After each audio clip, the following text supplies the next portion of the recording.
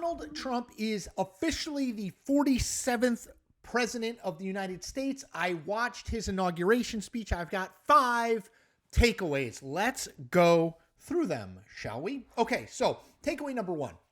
This was a very campaigny speech. This, at least in the most part, was taken from Trump's stump speech. He spoke the day before he was inaugurated in Washington, and there's a lot in that speech, which was to his supporters, that was in this speech. He talked about winning the popular vote, which I mean, maybe other presidents have talked about that in their inauguration, but I'd be surprised. He talked about sweeping the swing states. Again, crazy. He talked about how people from mental institutions were coming to the United States illegally. Again, that's directly from his campaign speech. And I think just a reflection of the fact that there isn't really a separation from candidate Trump to President Trump. He really just has one setting, and he's not sort of going to adjust that setting. He's going to give that same speech over and over again. All right, so that's takeaway 1. Number 2, it was a pretty dark speech in terms of the vision he created of America. Now, he didn't say American carnage like he did in 2017 when he was giving his inaugural speech. But man, it was pretty dark and it was vicious. There was no attempt to unify, even though he said he wanted to be, in his words, a peacemaker and a unifier. Man, there wasn't a lot of olive branches to Democrats, including the sitting Democratic president, Joe Biden, who was 2 feet from Donald Trump while he was delivering this address. So Trump said there had been, these are his words, horrible betrayals of America by the current administration. He called it a, quote, vicious, violent politicization of the Department of Justice. And he declared America's decline is over. Again, to my first point, lot of campaign rhetoric in there, not a lot of olive branches, not a lot of, well, Joe Biden did his best, right? This was very much these people have done a terrible job. These people are incompetent. These people are failures. There was no grace in this speech for Joe Biden, Kamala Harris, or any other Democrat. And it was pretty dark. Okay, the third thing, my third takeaway. This was a very me-centric speech. And I guess we shouldn't be surprised by this. Donald Trump, when he gives speeches, he's like, I ended the war on terrorism. I defeated ISIS. So I guess this isn't terribly out of character with who he is, but there was a lot of what he is going to do. There was a lot of like, I'm going to do this. I'm going to end this. I'm going to do that. And again, some of that's just who he is. And I think people who like him will like that. But there was not a lot of America, right? There was not a lot of soaring America rhetoric. I'll get to more on his rhetoric in a minute, but not a ton of sort of soaring big rhetoric about the country. He did say, the golden age of America begins right now. That may wind up being a quote that you hear a lot of, but there wasn't a ton of that. There was a lot more of, I'm going to do this, and then I'm going to do that, and then I'm going to do this other thing, and the people who went before me are bad, and they haven't done a good job. So my takeaway 3, very me-centric speech. Takeaway 4, so I said it felt like a campaign speech in a lot of ways. It also weirdly felt like a State of the Union speech. State of the Union speeches, for people who don't know, right? The president gives it once a year. They're typically like a laundry list of things you want to get done. Like, we're going to do that. We're going to cut taxes, and we're going to, make the environment more green, whatever. There was a lot of that in this speech. He got a standing ovation from the crowd for saying he's going to declare a national emergency at the border. He got a standing O for saying we're going to drill, baby, drill. Again, a lot of campaigny overtones there. He talked about the Gulf. They're going to rename the Gulf of Mexico the Gulf of America. He spent an extended period of time talking about the Panama Canal and how we paid for it and we're going to take it back from Panama. Trying to see if there's anything else in there. I want to make one more point on my me thing. This quote is remarkable. I was saved to make America great again. I was saved to make America great again. Donald Trump is sort of the anointed. Donald Trump as the savior.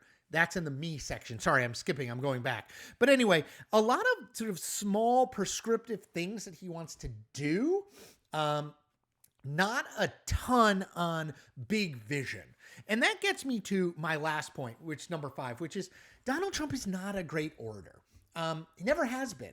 And that doesn't mean he doesn't do a good job in his campaign speeches. He does. He knows his audience. He delivers for his audience. He gives them kind of what they want. But he's not a great speaker. He's a great performer at some level, but this was more an oration, right? This is made for like a Barack Obama, like big soaring rhetoric. When Trump was doing the big soaring rhetoric in the speech, was mostly at the beginning and at the very end. It really, you could tell he was just reading the prompter, right? We've talked about this before. When Trump is on the prompter, when he's only reading the teleprompter, you can tell, right? There wasn't the thing that he's most passionate about is we're going to close the border. We're going to stop the politicization of the Department of Justice. We're going to return America from its decline. But he's not super passionate about sort of the broader America theme, right? He's not a big picture guy, really. He's more of a small bore guy. And when he reaches for soaring rhetoric, it doesn't hit. At least for me, it feels like he's reading it. It doesn't feel genuine. It doesn't feel like, okay, yes, this guy definitely believes in it. But look, those are my 5 takeaways. Here's what I would say in sort of the biggest picture. This is Donald Trump. This is who he is. He's not going to change. Again, people who thought, oh, he's going to really use this speech to be a force for light and goodness and a unifier. It's just not who he is. He's not a unifier. That's not what he ran on. That's not what he believes. And he believes the other side is wrong. And the way that they can be unified as a country is for them to admit they're wrong and admit he's right. So this is a very Trumpian speech. It is who he is. There is no Trump 2.0. He is not going to change. He is going to be this person. And by the way, I'll note this person got 77 million votes and won a second non-consecutive term, the second person ever to do that other than Grover Cleveland. So it works for him with his people. We will see. He's going to make a bunch of executive orders. We will see how those land. But this speech, to me, Donald Trump was never going to write himself into the history of great orators with a speech like this. He's not capable of doing that. It's not what his appeal is rooted in. His appeal is rooted in kicking butt, taking names, America, we're going to be tough, we're going to be strong, we're going to be good again. He's going to fix all your problems. He's not rooted in, I'm going to inspire you with my rhetoric. He's a doer, not a talker.